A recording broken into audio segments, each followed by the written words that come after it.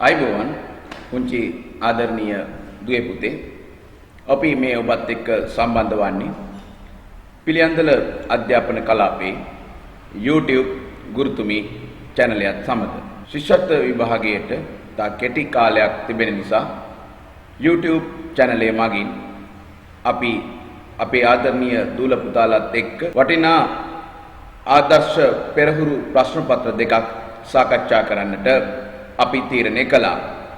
මුලින්ම අපේ ආදරණීය දූ පුතුන් YouTube ගුරුතුමී channel එකට ඉතාමත් ආදරෙන් පිළිගනිමින් දැන් අපි සූදානම් වෙමු මේ ප්‍රශ්න පත්‍ර දෙක ඉතා ඔබ පෙර කල්ැතුව මේ ප්‍රශ්න පත්‍ර දෙක ඔබ ලබා ගත්තා. දැන් අපි සූදානම් වනවා මේ දෙවන ප්‍රශ්න පත්‍රය ඉතාම හොඳින් සාකච්ඡා කරන්නත් එහි අන්තර්ගතය පිළිබඳව ඔබට ඉතා හොඳ අවබෝධයක් ලබා දෙන්නටත්. එහෙනම් දැන් අපි ඒ සඳහා වැඩ ආරම්භ කරමු. හොඳයි ආදරණීය පුංචි දුවේ පුතේ, මේ දැන් අපි සම්බන්ධ වන්නේ ශිෂ්‍යත්ව විභාගයේ දෙවන ප්‍රශ්න පත්‍රයට. මේ ප්‍රශ්න පත්‍රය තුල වැදගත් වෙන්නේ මේ ප්‍රශ්න පත්‍රය තුලින් ඔබට ලිවීමේ කුසලතාවයන් පරීක්ෂාවට ලක් කරනවා. ඒ වගේම ගණිතය, පරිසරය, දෙමළ, ඉංග්‍රීසි යන විෂය නිර්දේශයටම අනුකූල වන 3 4 5 ඔබ ඉගෙනගත්තු සියලු කොටස් මෙදී පරීක්ෂාවට ලක් කරනවා. ඒ නිසා ඊටාම හොඳින් අපිට මේදී ලකුණු 100 කරා ඉන්නට පුළුවන්. අපි දැන් ඒ සඳහා බලමු ඔබගේ සූදානම කොහොමද කියලා. හොඳයි පුතේ, බලන්න මේ ඡේදයක් දීලා තියෙනවා. පේනවා හොඳට බලන්න කියවන්න. මේ ඡේදය හොඳින් කියවීමෙන් තමයි අපිට ඡේදය අවබෝධ කරගන්න අවස්ථාව ලැබෙන්නේ. කුණාටුවට පසුදින උදෑසන ග්‍රීස්ම ඍතුවේ දීප්තිමත් හිරු එළියෙන් පරිසරයේම ආලෝකවත් විය. ගස්වල අතුවග රැඳී තිබූ ජල බිඳු විසිරී ගිය අතර මෙතෙක් වේලා බිම වැතිර සිටි තනකොළ යලි නැගී සිටියේය. ගමේ සිට පැමිණි කරත්තයක් පාරේ ගමන් කරනු දක්නට ලැබිනි. නැමී ගිය කළු අං ඇති මීහරක් දෙදෙනෙක් කරත්තය ඇදගෙන ආහ. කරත්තේ බෝන්ලිය මත වාඩි වී සතුටින් ගී ගයමින් යන ගැමියෙකි. සිල්ලර කඩහිමියෙකු වන හෙතෙම ලුණු සහ අනෙක් ද්‍රව්‍ය මිලට ගැනීමට නගරයට යමින් සිටියේය. දැන් ඔබට පැහැදිලි ඡේදය අපි කියෙව්වා. ඡේදය අසුරින් පමණක් පිළිතුරු සපයන්න කියනකොට අපි වැඩිම අවධානයක් දෙන්න ඕන මේ සෑම පිළිතුරක්ම ඡේදයෙන් තෝරා ගන්න. ඊළඟට අපි වැඩි අවධානයක් ගන්න ඕන ප්‍රශ්නයට අදාළ වන ප්‍රමාණයට පිළිතුර තෝරා ගන්න. අපි එහෙනම් බලමු අපි කොහොමද ඒ කාර්ය කරන්න කියලා. ඡේදයේ දැක්වෙන පරිදි පරිසරයේ ආලෝකවත් වූයේ කෙසේද? අන්න බලන්න අපිට පේනවා මේ හිරු එළියෙන්. එහෙම නැත්නම් ඒක නිවැරදිම පිළිතුරු බවට පත් වෙන්නේ දීප්තිමත් හිරු එළියෙන් තමයි පුතේ පරිසරය ආලෝකමත් වුනේ. එහෙනම් අපි නිවැරදි පිළිතුර තෝරගන්න වෙන්නේ දීප්තිමත් හිරු එළියෙන් කියන පිළිතුර. දෙවෙනි ප්‍රශ්නය. ඡේදයේ සඳහන් ආකාරයට කරත්තය ඇදගෙන ආවේ කවුරුන්ද? බලන්න මේ ඡේදයේ දැක්වෙන පරිදි මේ කරත්තය ඇදගෙන ආවේ කවුද කියලා. ඔව් අපිට පේනවා මෙන්න මෙතනයි පිළිතුර ප්‍රමාණවත් වන්නේ. මීහරක් දෙදෙනෙක් නෙමෙයි, මීහරක් දෙදෙනා විස්තර කරලා තියෙනවා නැමී ගිය කළු අං ඇති මීහරක් දෙදෙනෙක්. අන්න බලන්න එතකොට පිළිතුර ගන්න වෙන්නේ අපිට ඒ මීහරක් දෙදෙනා කුමන මීහ වගේ ආකාරයේ දෙදෙනෙක්ද කියන එකත් සමග. ඊළඟ ප්‍රශ්නය. ජල බිඳු රැඳී ඇති ස්ථානය කුමක්ද? ඔබට පේනවා ජල බිඳු රැඳී ඇති ස්ථානය මේක විස්තර කරනවා. මේ බලන්න ගස්වල අතුවග. එහෙනම් අපි අතුවග කිව්වොත් පිළිතුර ප්‍රමාණවත් මදි. ගස්වල කිව්වත් ප්‍රමාණවත් මදි. ගස්වල අතුවග කියන මෙන්න මේ පිළිතුර මේ ආකාරයෙන්ම උපුටා ලියන්නට ඕන. මීහරක් දෙදෙනෙක් කරත්තය ඇදගෙන ආහ යන වාක්‍ය වර්තමාන කාලයට හරවා ලියන්න. මීහරක් දෙදෙනෙක් කරත්තය ඇදගෙන ආහ. ඒ කියන්නේ වර්තමානයේට කියනකොට මීහරක් දෙදෙනෙක් කරත්තය ඇදගෙන ඇති. මොකද වර්තමාන කාලයට වාක්‍යයක් ලියනකොට ආදරණීය දුවේ පුතේ අපි ක්‍රියාපදේ නැත්නම් මේ ආඛ්‍යාතය වර්තමානයට හරවන්න ඕනේ. න ආහ කියන එක අපි ඇති කියන ක්‍රියාවක් බවට පත් කරා. මේ දැක්වෙන ගැමියා ගමන් කරන්නේ කරත්තේ කුමක් මතද? අපි හිතමු දරුවෙක් ලිව්වා කියලා කරත්තේ බෝන්ලිය මත කියලා. එතකොට අපි පිළිතුරට වැඩියෙන් ලියලා. මොකද ප්‍රශ්නෙන් අහන්නේ කරත්තේ කුමක් මතද? එහෙනම් අපිට ලියන්න වෙන්නේ බෝන්ලිය මත. බෝන්ලිය මත කියන පිළිතුර. ඊළඟ ප්‍රශ්නෙට අපි ඔයගොල්ලෝ එක්කගෙන එනවා. මේ දැක්කන ගැට ඇලපිල්ලක් සහිත වචනයක් තෝරා ලියන්න. ගැට ඇලපිල්ලක් සහිත. අපිට ඉතාමත් පහසුවෙන් හොයාගන්න පුළුවන් පිල්ලම් ගැන අපිට අවබෝධය තියෙන ඍතුවේ කියන වචනේ තමයි අපිට තෝරන්න වෙන්නේ. ඍතුවේ කියන වචනේ. හොඳයි. එහෙනම් ඔන්න බලන්න අපිට ඡේද අවබෝධයෙන් අපි මම ඔයගොල්ලන්ට පුංචි මේ දෙයක් පැහැදිලි කරනවා. බලන්න අපි මේ හැම පිළිතුරක්ම ඔයගොල්ලන්ට මේ ඡේදය තුල වර්ණ ගන්නවල පෙන්වනවා. ඒකෙන් ඕගොල්ලෝ තේරුම් ගන්න ඕන මේ බොහෝ පිළිතුරු අපිට ඡේදයෙන්ම තෝරා ගන්නට තියෙන ඉඩකඩ ඉතාමත්ම වැඩි කියන එක. දැක්ක නේද අපේ ඕගොල්ලන්ට ආපස්සට ගිහිල්ුණත් බලන්න පුළුවන් හැම පිළිතුරක්ම වගේ අපි තෝරගත්තේ මේ ඡේදයෙන් කියන එක. ඊළඟට පුතේ අපි යනවා ආප්තෝපදේශ. මේ ආප්තෝපදේශයක් කියලා කියන්නේ යම්කිසි පණිවිඩයක් නැත්නම් යම්කිසි මේ ආදර්ශයක් ලබා දෙන භාෂාවේ තියෙන යෙදුම් විශේෂයක්. මේකෙන් අපිට ඉතාමත් ජීවිතයට වැදගත් වටිනා පණිවිඩයක් ලබා දෙනවා. අද කළ යුතු දේ හෙටට කල් නොදමන්න. ඒ කියන්නේ අද කරන්න ඕන දේ අපි කල් දාන්න හොඳ නැහැ. අදම අවසන් කරන්න ඕනේ. ඒක අපේ දියුණුවට බලපානවා. අද කළ යුතු දේ හෙටට කල් නොදමන්න. ඇවිලෙන ගින්නට මොනවද අපි දාන්න හොඳ නැහැ කියලා කියන්නේ? ඔව් ඇවිලෙන ගින්නට පිදුරු නොදමන්න කියන්නේ මොකක් නැත්නම් ප්‍රශ්නයක් ඉන්න කෙවිලාවක ඒ ප්‍රශ්නේ වැඩි කරන්නට හොඳ නැහැ. ඒකෙන් තවත් කරදර මතුවෙන්න පුළුවන්. ඒ නිසා ඇවිලෙන ගින්නට පිදුරු නොදමන්න කියන ආප්තෝපදේශයේ භාෂාවට එකතු වෙලා තියෙනවා. බලන්න මේ කවිය පුතේ මතු දිනයක් ගැන හිතලා කන්න ආහාර රැස් කරලා අනාගතය ගැන හිතන්න අපටත් ඔය කියන වාද. මේ කවිය අපි ඔයගොල්ලෝගේ පහේ ගුරුවත් පොතෙන් තෝරගත්තේ. දැන් මේක කියනවා මතු දිනයක් ගැන සිතා ආහාර රැස් කිරීම තුළින් ඔවුන් අපට පවසන පාඩම කුමක්දයි කවියෙන් තෝරන්න. ඔයගොල්ලෝ දන්න මේ කවියේ කියවෙන කවුරුද කියලා? සත්තු විශේෂයක්. එයාලා මේ අපිට දෙන පණිවිඩය මොකක්ද? ඔයගොල්ලෝ තෝරගන්න ඇති. කවියෙන් තෝරන්න කියලා කියන්නේ අනාගතය ගැන හිතන්න. මොකද්ද පණිවිඩය? අනාගතය ගැන හිතන්න කියන පිළිතුරයි අපි තෝරගන්න ඕන. බලන්න මේ විරාම ලකුණු යොදන්න තියෙනවා. විරාම ලකුණු යොදනවා කියන්නේ පුතේ භාෂාවේ තියෙන තවත් අපිට මේ භාෂාවේ හරි පණිවිඩයන් නිවැරදිව ලේඛනගත කරන්න ලියන්නට යොදන ඒ ලක්ෂණ කීපයක්. එතකොට කවුරු හරි දරුවෙක් මේව පාඩම් කරන්නට අවශ්‍ය නැහැ. නමුත් විරාම ලකුණු යෙදෙන්නේ කුමන ආකාරයෙන්ද කියන එක අපි අවබෝධ කරගන්නට ඕන. දැන් මමත් හිතුවේ එහෙම තමයි. ඒ කාංචනගේ පිළිතුරය. එතකොට මමත් හිතුවේ එහෙම තමයි කියනකොට එතන තියෙනවා කෙනෙකුගේ ප්‍රකාශයක්. ඒ කාංචනගේ ප්‍රකාශය. එන ඒ ප්‍රකාශයක් අපි වෙන් කරලා ගන්නව නම් පුතේ අපි එතෙන්ට දානවා මෙන්න මේ කොටසට උපුටා ගැනීම නැත්තම් යුගල උඩුකමා යොදනවා. යාගේ ප්‍රකාශය අපි තමයි මෙන්න මේ දක්වා තියෙන්නේ. ඒ කාංචනගේ පිළිතුරේ කියනකොට මේ ප්‍රකාශය අවසానයි. එන අපි එතෙන්ට යොදනවා නැවතීමේ තිත. අන්න බලන්න ඒ පාඩම් කරන දෙයක් නෙමෙයි මේක භාෂාවත් එක්ක වැඩ කරනකොට අපි භාෂාව නිවැරදිව දක්වන්නට යොදන මේ ලක්ෂණ තමයි විරාම ලක්ෂණ විදිහට අපි හඳුන්වන්නේ. බලන්න අපි මේවා ඉතා කවුරුත් දන්නවා මේ තියෙන්නේ පහත සඳහන් එක් වාක්‍ය සඳහන් නිවැරදි ක්‍රියාපදයේ තෝරා යටින් ඉරක් අඳින්න කියන එක. දැන් අපේ ආදරණීය දූල පුතාලා දන්නවා ක්‍රියාපදයක් යොදන්න උක්ත පදයක් බලන්න ඕන. ඔව්හු කියන උක්තය සතුටින් අන් අයට උපකාර. ළමයි දන්නවා මේක දිය දෙන්නේ කලහ කියන බහුවචන ක්‍රියාපදය. මොකද ඔව්හු උක්ත වෙලා.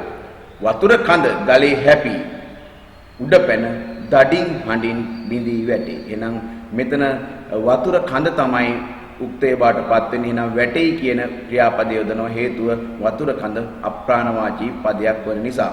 නායක සිටුතුමා තම ගැල් කණ්ඩායම සමග වෙළඳාම පිණිස පිටත්ව ගියෝය. ඒකට අපි දන්නවා නායක සිටුතුමා තමයි මේ ක්‍රියාව මූලික වෙලා තියෙන්නේ කරන්නේ. ඒ නිසා අපිට සිද්ධ වෙනවා මේකෙදී ගියේය කියන අවසාන ක්‍රියාපදේ තෝරගන්න. හිමිදිරි උදෑසන සුරුල්ලන්ගේ සුමිහිරි ගී හඬ පරිසරයේ පුරා පැතිරෙයි පැතිරෙති. ඒතර සුමිහිරි ගී හඬ කියන එකයි පුතේ මෙතන උක්තේ බවට පත් වෙලා තියෙන්නේ. කුරුල්ලෝ උක්ත වෙලා නැහැ. ඒ නිසා පැතිරෙයි කියන ක්‍රියාපදය යොදන්න වෙනවා. කුරුල්ලෝ කියන කෙනා මේ ක්‍රියාව කරා නම් පැතිරෙති වෙනවා. නමුත් මෙතන සුමිහිරි ගී හඬ තමයි පැතිරෙන්නේ.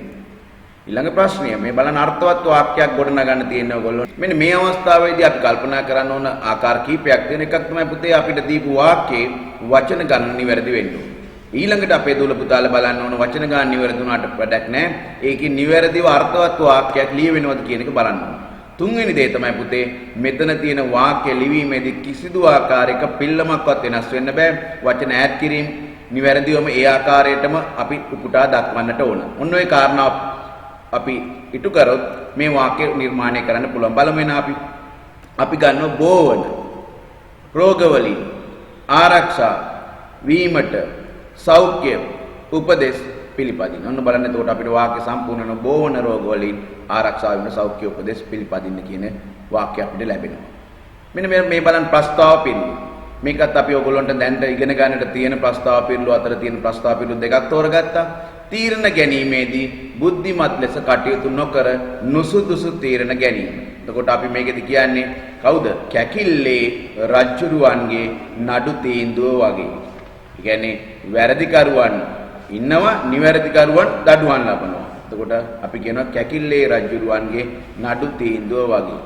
යමක් කිරීමට උත්සාහ කර එය කරගත නොහැකි විට අගුණ කීම. කරගන්න බැරි වුණාම තමයි අගුණ කියන්නේ.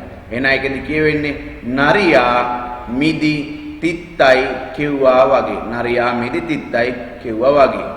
හොඳයි. ඊළඟ ප්‍රශ්නෙට අපි යනවා.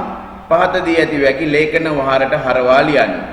ගෙවිලිය ඇඹුල අරගෙන කුඹුරට එනවා. දැන් අපිට පේනවා ගෙවිලිය තමයි මේ ක්‍රියාව කරන්නේ. ලේඛන වහරට හරවනකොට පුතේ අපි ලිඛිත භාෂාව තමයි භාවිත කරන්නේ. නැත්නම් ලිඛිත භාෂාවෙන් ලියන එක. එහෙනම් අපි ගෙවිලිය ගැටලුවක් නැහැ. ඇඹුල ගැටලුවක් නැහැ. අරගෙන කියන එක අපිට පේනවා ඒක කතා කරන වචනයක්. කතා කරන භාෂාවේදී භාවිතා වන වචනයක්. ඒක අපිට එන රැගෙන කියන්න වෙනවා. එනවා කියන එකත් අපි කතා කරනකොට භාවිතා කරන වචනයක්. එහෙනම් මේ වාක්‍ය නිවැරදි වෙන්නේ කොහොමද? ගෙවිලිය ඇඹුල රැගෙන කුඹුරට එයි. ඒ කියන්නේ වචන දෙකක් අපි හිදී ලේඛන වහරට හැරුණා.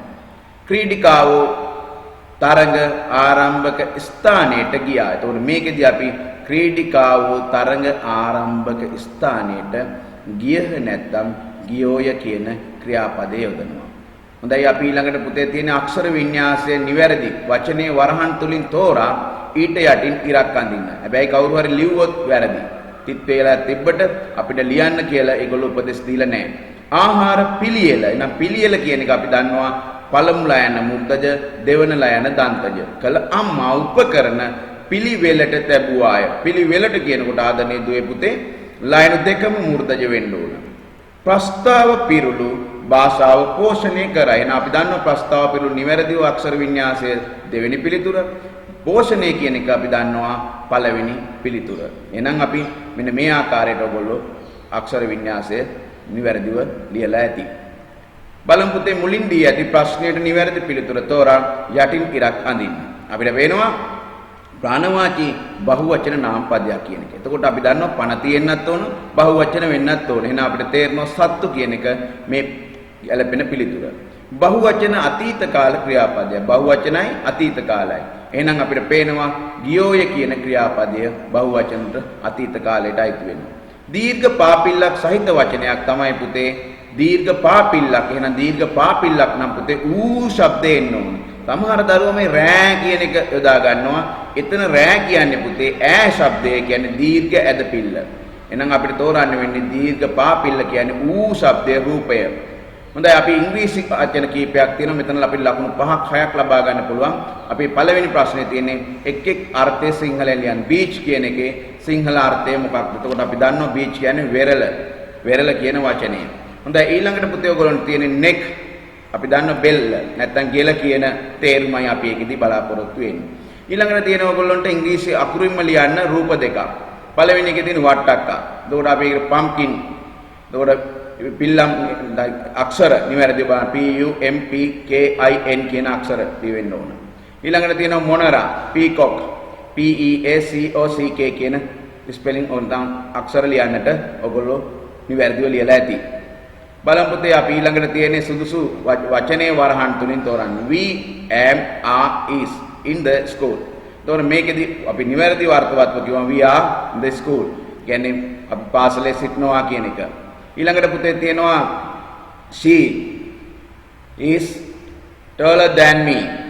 එතකොට ඒ කියන්නේ ඇය මට වඩා උසයි කියන අර්ථය. රෝහලාතන අපි යන්නේ පුතේ දැන් දෙමළෙන් මේ වාක්‍ය කියන ආකාරය. රෝහලාතන වෛද්‍යශාලේ අංගේ. වෛද්‍යශාලේ අංගේ රෝහලාතන. එතකොට ඒ පිළිතුර ඔයගොල්ලෝ ලියලා ඇති. දැන් අපිට තියෙනවා ආදරණීය දුවේ පුතේ මේ ඉතාමත් වටිනා වැදගත් කාර්යයක් මේ ශිෂ්‍යත්ව විභාගයේදී අපිට ලැබෙනවා රචනාවක් ලියන්න.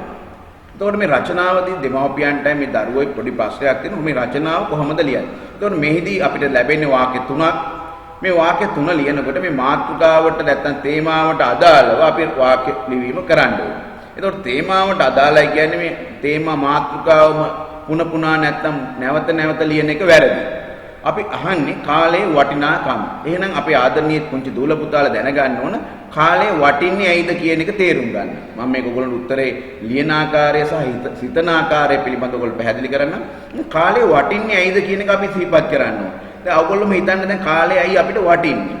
එතකොට අපි ඊළඟට අපි කරන්නේ මේ කියපු කාරණාව මේ මාතෘකාවත් එක්ක අර්ථාන්විතව ගලපනවා. ඒකත් එක්ක ගලප ගන්නවා. හොඳයි එහෙනම් මට කියන්න ඇයි කාලේ වටින්නේ? අපි දන්නවා කාලේ වටින හේතුවක් තමයි මේ ගත වෙච්ච කාලය අපිට නැවත ලබා ගන්න බෑ. මේ ගෙවුණු කාලය අපිට නැවත ලබා ගන්න බැරි නිසා අපි කියනවා අපි හිතනවා ගෙවුණු කාලය නැවත ලබා ගන්න බැරි නිසා අපිට කාලය වටිනවා කියලා අපි හිතනවා. ඊළඟට පුතේ අපි හිතනවා මේ අපිට ගොඩාක් වැඩ කරගන්න තියෙනවා. ගොඩාක් දිනපතා වැඩ තියෙනු කරගන්න. එහෙනම් මේ වැඩ ටික අපිට සාර්ථකව කරගන්න නම් මේ කාලය වැදගත් වෙනවා. ඒ කාලයට අනුව වැඩ කරොත් තමයි අපිට ජයග්‍රහණය කරා දියුණුව කරා ළඟා වෙන්නේ. දැන් ඔයගොල්ලෝ විභාගෙ ලියනකොට ඔයගොල්ලෝ කාලේ වටිනාකම හොඳටම දන්න. ඒ කියන්නේ ඒ විභාගයේ ජයග්‍රහණය කරන්න නම් කාලය ප්‍රයෝජනයට ගන්න වෙනවා. එහෙනම් අපිට කාලේ වටින තවත් සිදුවීමක් තමයි නැත්නම් තවත් හේතුවක් තමයි අපේ වැඩ කටයුතු සාර්ථකව කරගන්න කාලය වැදගත් වෙනවා. දැන් අපි තව ගොඩක් දේවල් හිතන්න පුළුවන්. ඊට පස්සේ තවත් අපි හිතන මේ කාලය පුතේ අපිට කවදාවත් දික් කරගන්න බෑ. දීර්ඝ කරගන්න බෑ. දිගු කරන්න බෑ. ඒ නිසා අපි හිතනවා කාලයේ වටින තවත් හේතුවක් තමයි මේ කාලය අපිට දික් කරගන්න බෑනේ. දීර්ඝ කරගන්න බෑ. එහෙනම් ඔන්න ඔය කර්ම ටික අපි හිතමු කොහොමද වාක්‍යයකට ගලප ගන්න. උදාහරණයක් විදිහට පළවෙනි වාක්‍යයක් විදිහට අපි හිතමු ගත වූ කාලය නැවත ලබාගත නොහැකි බැවින් කාලේ ඊට වැදගත් වෙයි. නේද?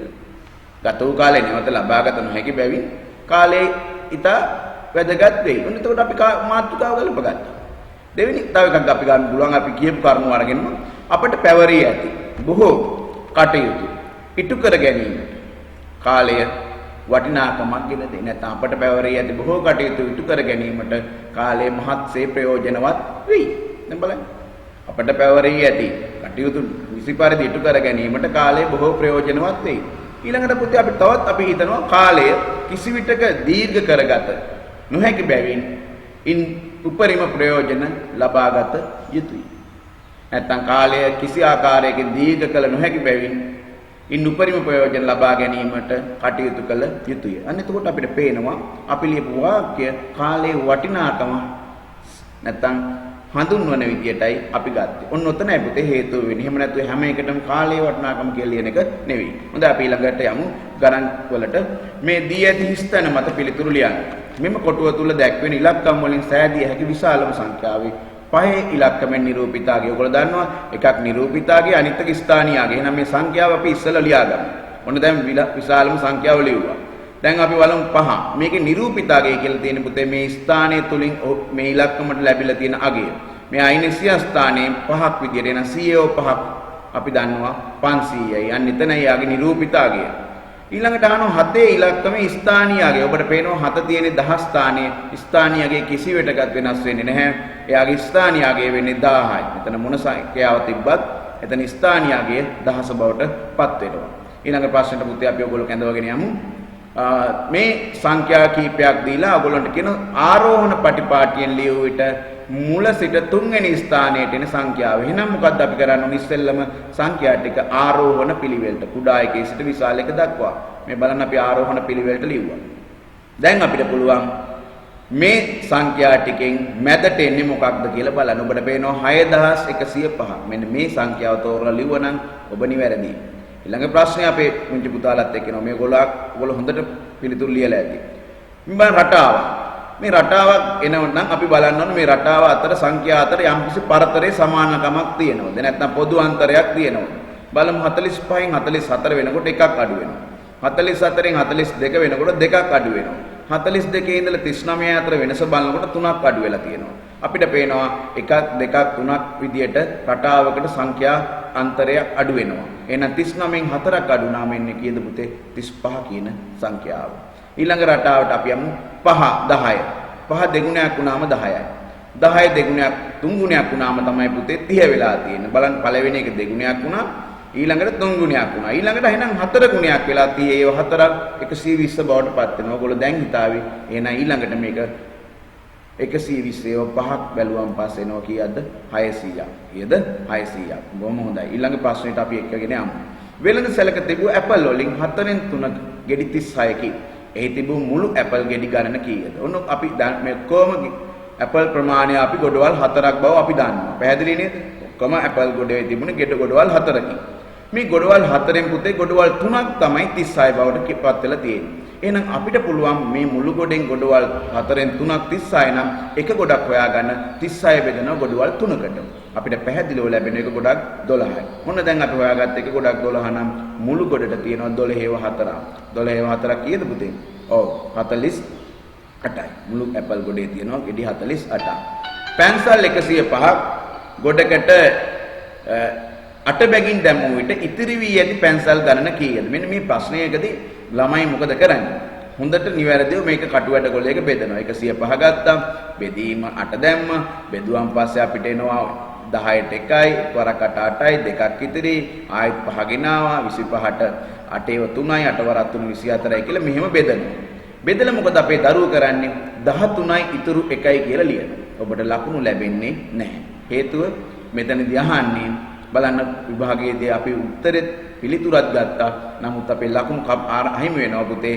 මොකද අපෙන් අහලා තියෙන්නේ ඉතිරි පැන්සල් ගණන ගැන උත්තරේදී ලැබෙන්නේ 1 කියන එකට විතරයි. එහෙනම් අපි හරියට ප්‍රශ්නය කියවන්නට ඕන. හොඳට තේරුම් ගන්න ඒ දේ. තාත්තා වෙළඳ සැලට ගොස් රුපියල් 35 බැගින් පොත් 5ක්ද රුපියල් 75 බැගින් පාට පෙට්ටි 5ක්ද මිලටගෙන වෙළෙන්දාට රුපියල් 16 නෝට්ටුවක් දුන්නේ. ඔන්න බලන්න ප්‍රකාශයක් තියෙනවා. දෙකින් අහනවා පළවෙනි ප්‍රශ්නේ තාත්තාට පොත්ත පාට පෙට්ටි ගැනීමට ගිය මුළු මුදල. එහෙනම් අපි කටුවැඩ ගොලේ ගත්තා. තාත්තා ගන්නේ රුපියල් 35 බැගින් පොත් 5ක්. 35 5න් ගුණ කරාම එනවා පුතේ ගියා 275. ඊළඟට තාත්තා ගන්නවා 75 බැගින් පාට පෙට්ටි 5ක්. 75 5න් ගුණ කරාම එනවා පුතේ කීයද? 375. දැන් මොකද්ද අපි කරන්න ඕන? මේ ගොඩවල් දෙකම මොකද කරන්නේ? අපි එකතු කරන්නට ඕන. මොකක්ද කරන්නේ? මේ දෙක එකතු කරාම අපිට එනවා කීයක්ද? ඔව් 5යි 10යි 550. 550ක මුදලක් තාත්තට මේ බඩු දෙක ගන්න යනවා. ඒක අපි ලියව රුපියල් 550යි කියලා ඒකක සහිතව. එමෙ ඒකක නැත්තම් ඒත් ලකුණු නැහැ. වෙලෙන්දාගෙන් තාත්තාට ලැබුණු ඉතුරු මුදල සොයන්න තාත්තාත් වෙලෙන්දට දුන්නේ පුතේ රුපියල් 1000යි. එහෙනම් 1000න් 550ක් අඩු කරන්නට ඕන. අඩු කරාන් පස්සේ අපිට එන්න කීයද? රුපියල් 450යි කියන පිළිතුර. බලන්න ඔයගොල්ලෝ මේක ඉතාම සරලයි මේ ප්‍රශ්න. නමුත් කටුවැඩ කොලේගේ නිවැරදිව කරන්න. පැය 20යි 24ට 40ට කොළඹින් අනුරාධපුරයේ බලා පිටත් වූ බස් රථය පැය 02:30ට අනුරාධපුරයට ළඟා වී එම ගමනට ගත වී ඇති කාලය කොපමණද? සාමාන්‍ය ගත වූ කාලයක් සොයන්නේ පුතේ ගත වූ අවසන් කරපු කාලේ වෙලාවෙන් පටන් ගත්ත වෙලාව අඩු කරනවා. අවසන් කරපු වෙලාවෙන් ආරම්භ කරපු වෙලාව අඩු කරනවා. හැබැයි මෙතන තියෙන්නේ 02:30. එහෙනම් අපි බලමු මේක දවස් දෙකකට ගමන ගිහිල්ලා. ඒ නිසා අපි කරන්නේ ඉස්සෙල්ලම පළවෙනි දවස තුල කියපු දුර හොයාගමු.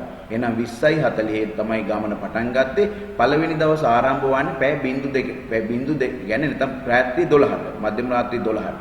ඒක අපිට ලියන්න වෙන්නේ පැය 24යි කියලා ලියනවා. නම් පැය 24 ඔරලෝසු වේලාව ලියනකොට 24 කියලා වෙලාවක් නැහැ. ඒක 02:32 ලියන්නේ. නමුත් අපි මේ ගාන හදන්නට අපේ දවස් ඉවර වෙන්නේ 24 නිසා 24න් 20:40ක් අඩු කරනවා. මොන අඩු කරාම ඒ දවස් තුල පුතේ ගිහින් තියෙනවා පැය 3යි මිනිත්තු 20ක්. ඊට පහුවෙනිදත් ඒගොල්ලෝ මේ බස් එක ගිහින් තියෙනවා මිනිත්තු 30ක්. ඒ කියන්නේ 02 ඉඳලා 30ක් ගිහිලා තියෙනවා. එහෙනම් ඒ 30 අපි ආයෙත් එකතු කරාම අපිට එනවා පුතේ පැය 3යි මිනිත්තු 50 කියන පිළිතුර. පැය 3යි මිනිත්තු 50 කියන පිළිතුර. හැබැයි තව වැරද්දක් අපේ අතින් වෙනවා. අපේ සමහර දරුවෝ මොකද්ද කරන්නේ? මෙන්න මේ උත්තරය ලියන පැය 3 තිතක් 50යි කියලා. එයාට ලකුණු ලැබෙන්නේ නැහැ. මේක ලියුවොත් මේ ආකාරයට වැරදි. එහෙනම් අපි කාලය ලියන්න වෙන්නේ පුතේ පැය 3යි මිනිත්තු 50යි කියලා. මෙන්න මේක තමයි පිළිතුර. ඔබ හිතන්න ඔබ කොච්චරම් දක්ෂයෙක් වුණා ශිෂ්‍යත්ව විභාගයේදී ලකුණු ලබා ගන්න නම් ඔබ අනිවාර්යයෙන්ම නිවැරදි පිළිතුරු ලියන්නට ඕන. වෙලෙන්ද කිලෝග්‍රෑම් 8ක වට්ටක්කා ගෙඩියකින් 3යි ග්‍රෑම් 750ක් කැබැල්ලක් 2යි කිලෝග්‍රෑම් 550ක කැබැල්ලක්ද කපා විකුණුවේය. එහෙනම් ඉස්සෙල්ලම අහන පුතේ විකුණු වට්ටක්කා ප්‍රමාණය මුළු බර සොයන්නේ. අපි ඉස්සෙල්ලම ලියාගත්තා 3 kg 750ක් ඊට පස්සේ ලිව්වා 2 kg 550 දැන් අපිට තියෙන මේ ගොඩවල් දෙකම එකතු කරනවා එකතු කරාම එනවා පුතේ 0.0 ඊළඟට 5යි 10න් බිඳුව 7යි 5යි 12යි 12යි 13යි එතකොට කිලෝග්‍රෑම් 6යි ග්‍රෑම් 300යි කියන පිළිතුර අපිට ලියන්න පුළුවන්. ඊළඟට අහන පුතේ වට්ටක්ක ගෙඩියෙන් ඉතුරු වී ඇති ප්‍රමාණය බර සොයන්න. ඔයගොල්ලෝ දන්නවා මේ වට්ටක්කා ගෙඩියේ බර කිලෝග්‍රෑම් 8යි ඒකෙන් අඩු කරනවා කිලෝග්‍රෑම් 6යි ග්‍රෑම් 300ක්. දැන් අඩු කරලා බලමු. අඩු කරාම අපිට එනවා පුතේ ග්‍රෑම් 1000ක් ගෙනාව ග්‍රෑම් පැත්තට. එතන 700යි 7න් 6ක් 1යි කිලෝග්‍රෑම් 1යි ග්‍රෑම් 700යි. ඊළඟ ප්‍රශ්නය පුතේ ස්ථාන කිහිපයක් අතර දුර ඉංග්‍රීසි අක්ෂර මගින් මෙහි දක්වා ඇත. PQRT යන නගර හතර පිහිටීම සටහනේ තියෙන්නේ. එහෙනම් අපිට කියන P සිට U තෙක් ඇති දුර සොයන්න කියලා. P සිට U. එහෙනම් අපි මෙතනදි කරන්නේ පුතේ P සටහන් කරගන්නවා U සටහන් කරගන්නවා. ඒ දෙක අතර දුරෙහි වෙනස සොයන්න නම් අපි මේ දෙක අඩු කරලා බලමු. එහෙනම් අපි 102කින් 12ක් අඩු කරනවා. අඩු කරාම අපිට කීයද ලැබෙන්නේ? 102කින් 12ක් අඩු කරාම 90 කියන පිළිතුර ලැබෙනවා. මේක ඒකක සහිතව ලියන්න ඕන කිලෝමීටර 90යි. කිලෝමීටර 90යි. හොඳයි පුතේ අපි ඊළඟට තියෙනවා Q සිට R දක්වා ඇති දුරත් R සිට T දක්වා ඇති දුරත් අතර වෙනස. එහෙනම් අපි මේ දුර දෙක ඉස්සෙල්ලම හොයමු. බලමු මුලින්ම QR දුර කොහොමද කියලා. Q පටන් ගන්න පුතේ 50න් R පටන් ගන්න අවසන් වෙන්නේ 60න් 60යි 50යි අතර වෙනස පුතේ 10යි. 10යි නේද? 60යි ඔව්. 60යි ඔව්. අපිට එනවා 10ක්. ඊළඟට පුතේ R සිට T දක්වා දුර හොයමු අපි. R පටන්ගෙන තියෙන්නේ 60න් පුතේ T අවසන් වෙලා තියෙන්නේ 78න් 78න් 60ක් අඩු කරාම අපිට එනවා 18ක්. එහෙනම් අපිට ආයෙත් මොකද කරන්න වෙන්නේ? මෙන්න මේ දෙක අතර ආයෙත් වෙනස හොයනවා 18න් අඩු කරනවා 10ක්. එහෙනම් අපිට ලැබෙනවා කිලෝමීටර 8 කියන උත්තරේ. කිලෝමීටර 8 කියන උත්තරේ. ඊළඟ ප්‍රශ්නෙට අපි ඔයගොල්ලෝ කැඳවාගෙන යමු. මේ භාජනයේ ධාරිතාවය ලීටර 5යි. දැනටෙහි ජලයේ ලීටර 1.850ක් දමා තියෙනවා. තවත් ජලයේ ලීටර 5ක් දැම්මොත් ජලයේ භාජනයේ පිරි ඉවත් වන ජල පරිමාව අහන්න. එහෙනම් මේ භාජනයේ ධාරිතාවය කියන්නේ මේකට අල්ලන උපරිම ජල ප්‍රමාණය තමයි ලීටර 5. ඔන්න ලීටර 5යි. ඒකේ දැනට තියෙන 1750යි. එහෙනම් තවත් ලීටර 5ක් දාන්න. එහෙනම් අපි බලමු එතකොට දැන් මේ භාජනයට අල්ලන්නේ ලීටර 5යි. අපි දාන ප්‍රමාණය බලමු. එකතු කරාම පුතේ අපි මේ වාජනයට දානවා ලීටර 6කුත් 750. ඕගොල්ලෝ දන්නවා දැන් ලීටර 6යි 750ක් ලීටර 5ක් අල්ලන වාජනයකට දානකොට අර 5 ඉඳලා වැඩි ටික උතුරලා යනවා. ඒ නිසා අපි නැවත මේ මුළු ප්‍රමාණය වාජනයට අල්ලන ප්‍රමාණයෙන් අඩු කරලා බලමු. අඩු කරාම අපිට එනවා පුතේ ලීටර 1යි මිලිලීටර 750ක්. ඕගොල්ලෝ ලැබිලා ඇති මේ පිළිතුරු හොඳට පරීක්ෂා කරන්න. පැයකදී කිලෝමීටර් 60ක ඒකාකාරී වේගයකින් ධාවනය වන දුම්රියක් පෙරවරු 8ට ගමන ආරම්භ කර පස්වරු 12ට ගමන අවසන් කරනවා. දුම්රිය ගමන් කර ඇති මුළු දුර ප්‍රමාණය සොයන්න. අපිට ඒගොල්ලෝ කියනවා පැයකදී යන්නේ කිලෝමීටර් 60යි. එහෙනම් අපි දන්නවා මේ හැම පැයකදීම කිලෝමීටර් 60 ගානේ මේකට එකතු වෙන්න ඕන. එහෙනම් අපි බලමු මේ ගමන පටන් ගත්තේ 8ට. එහෙනම් ගමන පටන් ගත්තේ 8ට ගමන අවසන් කරේ 12යි. එහෙනම් ගත වූ කාලය බලමු දුම්රියට පැය 4යි මිනිත්තු 30ක් ගත වෙලා තියෙනවා. පැය 4යි මිනිත්තු 30ක්. පැයකදී යනවා යා 60. පැයකදී කීයක් යනවද? 60ක් යනවා. දෙවෙනි පැයේදීත් 60යි. තුන්වෙනි පැයේදීත් 60යි. පැය 4කදී 60ව 4ක් යනවා. තව මිනිත්තු 30කුත් තියෙනවා. ඒ 30ට අර 60න් භාගයක් 30යි. එතකොට අපිට එන ඔක්කොම එකතු කරාම කිලෝමීටර් 270 කියන පිළිතුර. මේ පුතේ තියෙන්නේ සතියේ දින 4ක් තුල විකුණු පළතුරු ප්‍රමාණය මෙන් ප්‍රස්ථාරයේ දක්වලා තියෙනවා. ඔන්න බලන්න සතියේ දින 4යි. එහෙනම් අපි බලමු සඳුදා අඟහරුවාද බදාද බ්‍රහස්පතින්දා කියන මේ දවස් 4 විකුණපු මුළු පළතුරු වල එකතුව අහනවා. එහෙනම් අපි පැත්තකින් ලියාගමු සඳුදා කීයද 15යි. අඟහරුවාද කීයද 25යි. බදාද කීයද 40යි. බ්‍රහස්පතින්දා 30යි. මේ හතරම අපි පුතේ එකතු කරලා බැලුවම අපිට ලැබෙනවා 110ක් පිළිතුර. සඳුදා විකුණු පළතුරු ප්‍රමාණය මෙන් දෙගුණයක් අලෙවි කළ දින බලන්න සඳුදා කීයද 15යි. ඒ වගේ දෙගුණයක් අලෙවි කරලා තියෙන්නේ 30. එහෙනම් බ්‍රහස්පතින්දා දවස බ්‍රහස්පතින්දා. හොඳයි පුතේ ඊළඟ ප්‍රශ්නය. සීනි කිලෝග්‍රෑම් 3යි ග්‍රෑම් 750කින් ග්‍රෑම් 200 පැකට් කීයක් සෑදිය හැකිද? දැන් අපි බලමු එන මුළු ග්‍රෑම් ප්‍රමාණය 3750යි. අපි ඒක ග්‍රෑම් 200 පැකට් බලන්න 200ෙන් බෙදලා බලමු. අපිට බෙදුවම් පස්සේ එනවා පුතේ බලමු කීයක් බෙදුනම කියනවද කියලා. ඔව් අපිට එනවා 18ක්. හැබැයි ඉතුරුත් වෙනවා තවත් ග්‍රෑම් 150ක්. යම් කිසි දරුවෙක් ඉතුරු වෙන එකත් පැකට් එකක් වශයෙන් දැම්මොත් 19 නේ ඉන්නේ. එහෙම ලිව්වොත් වැරදි. අපෙන් අහන්නේ හරියටම ප්‍රමාණවත්ව 200 පැකට් කීයක් තියෙනවද කියලා. අර ඉතුරු ප්‍රමාණය අපි ගන්න 18 විතරයි නිවැරදි පිළිතුර බවට පත් වෙන්නේ. හොඳයි පුතේ, එහෙනම් අපි ඔන්න ගණිතය ටික සාකච්ඡා කරා. දැන් යන්නේ තවත් වැදගත් තේමාවකට, පරිසරය. මේ පාරිශිෂ්‍යත්ව විභාගයේදී අපේ දූල පුතාලා ටික සතුටු වෙන කරුණක් තියෙනවා. මොකද මේ පරිසරයේ පිළිතුරු තුනකට, වර්ණ තුනකට සීමා කරලා තියෙනවා. ඒ නිසා දැන් ඔන්න මේ ආකාරයේ ප්‍රශ්න පත්‍ර තමයි අපි ඔයගොල්ලන්ට යොමු කරන්නේ. ආහාරයට බීමට ගන්න මල් වර්ග දෙකක් විදියට ඔයගොල්ලෝ ඉතාම පහසුවෙන් හොයාගන්න ඇති. අපි කන රසවත් ආහාරයක් විදියට කතුරු මුරුංග මල් ගන්නවා, බෙලි මල්. මෙන්න ඔයගොල්ලන්ට පින්තූර තිරේ මත දැర్శණය වෙනවා. එතකොට තවත් පහසුවෙන් මේකට පිළිතුරු පිළිබඳව ඔයගොල්ලන්ට අවබෝධ කරගන්න පහසු වෙනවා. ඊළඟ ප්‍රශ්නය පුතේ, කුඩා වලක් කපනවා. තනකොළත් ඉවත් කරගන්න පුළුවන්. බදාම් මිශ්‍ර කරන්නත් පුළුවන්. මේ තුනටම ගැලපෙන්නේ මොන උපකරණයද? ඔයගොල්ලෝ දන්නවා හැම ගෙදරකම මේක තියෙනවා. මෙන්න මේකෙන් බහුකාර්යයන් කරගන්න පුළුවන්. මොකක්ද අපි කියන්නේ? උදැල්ල. එදිනෙදා ජීවිතයේදී ආලෝකයේ ප්‍රයෝජනෙට නොගන්න. අපි දන්නවා අපිට ආලෝකයෙන් බොහෝ අවස්ථාවලදී ප්‍රයෝජනෙට ගන්නවා. නමුත් අපේ දරුවෝ දන්නවා රැදිමදින්න ආලෝකය ඕන වෙන්නේ නැහැ. ඒකට තාපය තමයි ඕන වෙන්නේ. ජල බඳුනකට අයිස් කැටයක් දැම්මන් දැකගත නොහැකි ලක්ෂණයයි පුතේ අපෙන් අහන්නේ, නොහැකි ලක්ෂණය. එතකොට අපි දන්නවා දැක්ගත හැකි දේවල් පාවෙනවා අයිස් කැටය. ඒ වගේම අයිස් කැටේ ජලයේ දිය වෙන්න වෙනවා. ඒ හැබැයි කවදාවත් ජල මට්ටම අඩු වෙන්නේ නැහැ. ජල මට්ටම වැඩි වෙනවා. එහෙනම් වැරදි ප්‍රකාශය නැත්තම් නොහැකි ලක්ෂණය තමයි තුන්වෙනි පිළිතුර. අධික පිපාසයට ආහාරයට ගත හැකි පළතුරක්. අපි දන්නවා පුතේ අපි මගතොටේ යනකොට මෙන්න මේ පළතුර ඔයගොල්ලෝ දැකලා ඇති. අපි ගත්තාන් පස්සේ අපිට වතුර පිපාසයට හොඳම පළතුරක් කොමඩු කියන පළතුර. උඩ රූප දැర్శණය වෙනවා. ඊටම හොඳට ඒගොල්ලෝ බලා ගන්නත් පුළුවන්. මාංශ භක්ෂක පක්ෂියෙක් නොවේ. ඔයගොල්ලෝ දන්නවා මස් පමණක් කන සතු දෙන්නෙක් මෙතන ඉන්නවා. හැබැයි මෙන්න මේ කපුටා කියන සතා ඔයගොල්ලෝ දන්නවා සර්ව භක්ෂකයා. ආහාර දෙකම කනවා, මේ මස් සහ ශාක කොටස්. වර්ෂාව මැනීමට භාවිත කරන මිනුම් මේකකය ඔයගොල්ලෝ දන්නවා ඇති. මිලිලීටර නෙවෙයි පුතේ, මිලිමීටර. හේතුව වර්ෂාපතනයේදී මනින්නේ පුතේ උස.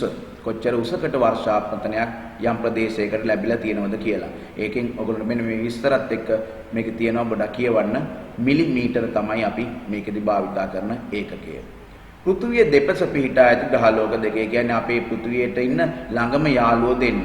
ඔයගොල්ලෝ දන්නව එහෙනම් ළඟම ඉන්න එක්කෙනෙක් තමයි සිකුරු, ඊට පස්සේ ඉන්න එක්කෙනා තමයි ළඟින් ඉන්නේ අඟහරු. ඒ දෙන්න තමයි පෘථුවියේ දෙපැත්තට වෙලා ඉන්නේ. ඊළඟ ප්‍රශ්නේ පුතේ, වගාවට හානි කරන සතුන් පමණක් ඇතුළත් පිළිතුර. ඔයගොල්ලෝ දන්නවා මෙන්න මේ තුන් දෙනාම අපිට හානි කරනවා. මීයා, ගොළුබෙල්ලා, ආවා. මේ තුන් දෙනා වගාවට විවිධ ආකාරයෙන් හානි කරනවා. හොඳයි පුතේ, දෘශ්‍යාබාධිතයි මුදල් නෝට්ටු හඳුනාගන්නේ පහත කරුණු අතරින් කවරක් මාගින්ද? දෘශ්‍යාබාධිත කියන්නේ පුතේ ඇස් නොපෙනෙන අය. ඒගොල්ලොන්ට නෝට්ටුව බලලා හඳුනා ගන්න බෑ. ඒගොල්ලෝ ඒ වෙනුවට තියනවා තිත් ලකුණු කරලා තියෙනවා. මේ තිත් පටන් ගන්නේ රුපියල් 20 නෝට්ටුවට තිත් එකක්, රුපියල් 50 නෝට්ටුවට තිත් දෙකක්, රුපියල් 100ට තිත් තුනක්, රුපියල් 500ට තිත් හතරක්. ඒ විදිහට අනිත් නෝට්ටු වලට අගේ වැඩි වෙන ආකාරයට තිත් ගාන වැඩි වෙනවා. එහෙනම් තිත් ගණන අනුව. පදිකයන් විසින් පාරේ ගමන් කරන විට නොකල යුතු ක්‍රියාව. එතකොට නොකල යුතු ක්‍රියාව වෙන්නේ මොකක්ද පුතේ? පාරේ ගමන් කරනකොට ජංගම දුරකථන භාවිත කරන්න හොඳ නෑ. හැබැයි නමුත් අපි මේවා දකින්න මේක හොඳ වැඩක් නෙවෙයි. මදුරුව බල්ල මීයා තත්තු තුන් දෙනාගෙන් පිළිවෙලින් බෝ වෙන රෝග බලමු.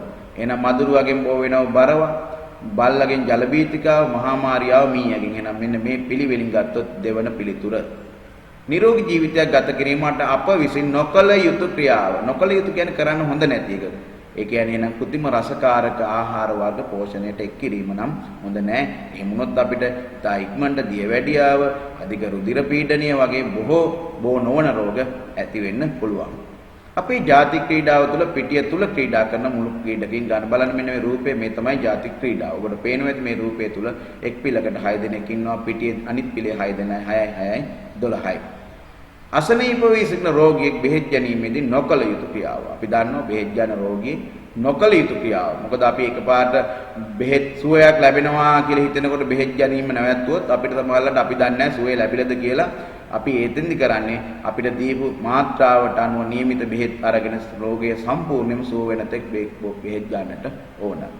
දැන් ඊළඟ එක තමයි පුතේ, පොදු ප්‍රවාහන සේවාවන්හි දැකිය හැකි ලක්ෂණයක් නොවේ.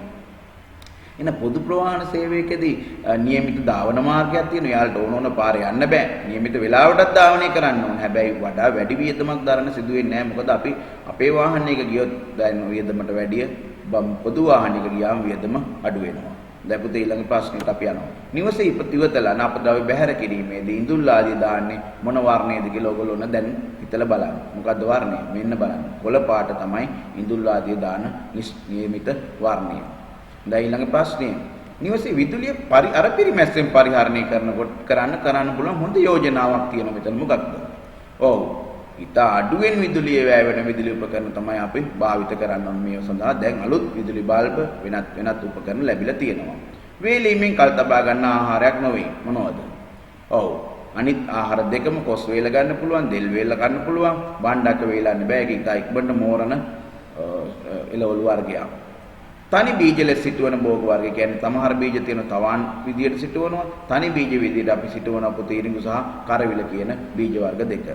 හොඳයි ඊළඟට ආහාර අපිරිසිදු කරන සතෙක්. ඔයගොල්ලෝ දන්නවා ගෙමැස්ස කියන්නේ යාගේ පාදවල තැවෙන බොහෝ අපද්‍රව්‍ය අපේ ආහාර වලට රැගෙන එන්න පුළුවන්. මෙන්න මෙයා අපිට ලෙඩ රෝග බෝ කරන්නේ ඒ මාර්ගයෙන් ගෙමැස්ස. අතීතයේ පණිවිඩ හුමාරුවට යොදාගත් මාධ්‍යයක් නොවේ. දැන් ඔයගොල්ලෝ දන්නවා අතීතයේ ලිපි හුමාරු කරන කවුරුත් ඉතින් නැහෙනි. ඒ නිසා ලිපිය ආවේ මේ මෑත කාලේ නැත්තම් ලෝකයේ දියුණු වෙනවත් එක්ක තමයි ලිපිය භාවිතා වුනේ. ඒක නමුත් අතීතයේ මේ ලිපිය භාවිතා වුනේ නැහැ. දැන් ඊළඟ ප්‍රශ්නේ පුතේ සිතියම් වල ජලාශ දක්වන්නේ නිල් පාටින්. නිල් පාටින් නේද? ඔව්. රතු පාටින් දක්වන්නේ මහා මාර්ග, කොළ පාටින් ඔය ශාක වනාන්තර වගේ දේවල් දක්වන නිල් පාටින් තමයි ජලාශ දක්වන්නේ. හොඳයි පුතේ. ජාතික සමගිය සම්බන්ධයෙන් දක්වාදී වැරදි ප්‍රකාශයක් තියෙන මෙතන. මොකද්ද වැරදි ප්‍රකාශය? ජාතීන් ලෙස වෙන්වෙන්ව බෙදී කටයුතු කිරීම. අපි දන්නවා සියලුම ජාතීන් එකම වගේ ලෙස දරුවන් ලෙස කටයුතු කිරීම ඉතාම හොඳයි. ශ්‍රී ලාංකික පුරවැසියන් ලෙස රටේ දිනුනට කටයුතු කිරීම හොඳයි. හැබැයි අපි සිංහල, මම දෙමළ, මම මුස්ලිම් අපි වෙන්වෙන්ව කටයුතු කරත් පුතේ රට පිරිහීමටපත් වෙනවා, දිනුව කරා යන්නේ නැහැ. හොඳයි පුතේ මෙන්න මේ රූපයේ තියෙන අලවංගුවක් යොදාගෙන ගලක් පෙරලනවා. එහෙනම් මේකෙදි බලය යොදන්නේ නැත්නම් පහසුවෙන් අපිට බලය යොදන්න පුළුවන් තැන තමයි පුතේ D කියන කෙලවරින් තමයි මේකෙදි අපි බලය යොදන්නේ. එතකොට අපිට මේක කරන්න පහසුයි.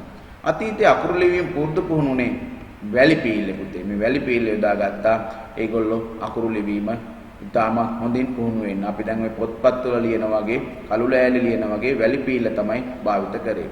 සුළඟින් ක්‍රියා කරන සෙල්ලම් උපකරණයක් වන්නේ ඔයගොල්ලෝ දන්නවා මෙන්න මේ ගොක්කොල රූම් පෙත බලන්න ඔයගොල්ලෝ දැකලා තියෙනවද කියලා හදලා තියෙනවද බලන්න මේවා මේක අරන් එන ළමයි දුවනවා එතකොට මේක කැරකෙනවා පසළොස්වක චන්ද්‍රයාට පෙර උදා වෙන්නේ මොකද්ද පුතේ ඔව් පුර අටවක කියන සඳ මොකද පුර කියන්නේ පිරෙන පැත්ත ඊට පස්සේ හඳ පිරිපිරි ඇවිල්ලා පසළොස්වක වෙනවා ඊට පස්සේ අඩු වෙවි යනවා එතකොට අව අටවක වෙන්නේ ඊට පස්සේ ශක්ති ජනක ආහාරයක් වන්නේ ඔව් අපි දන්නවා කොස් කියන්නේ තාම ශක්ති ජනක ආහාරය මේ තියෙන නේද වරක් ගෙඩියක් අන්නත් හිතෙනවා මේක ඊටාම ශක්ති ජනක ආහාරයක් පිෂ්ඨේ බහුලයි හොඳයි ආදරණීය දුවේ පුතේ මේ අපි ඔයගොල්ලොත් එක්ක කෙටි වෙලාවක් තුල අපි මේ ප්‍රශ්න පත්‍රයේ සාකච්ඡාවට ලක් කරා වගකීමෙන් වැඩ කරන්න ඕන අපිට පුළුවන් අපේ කාර්යය ඉතාම හොඳට කරගන්න හැබැයි අපි ප්‍රගුණ කරගන්න ඕන නිවැරදිතාවය ඒ වගේම ඉවසීම ඒ වගේම අපේ උපරිම ශක්තියෙන් අපි කාර්යභාරය කරන්නට ඕන මෙන්න මේ සියල්ල කරන්න ඔබ හැකියාව තියෙනම් ඔබට වඩා දක්ෂ දරුවෙක්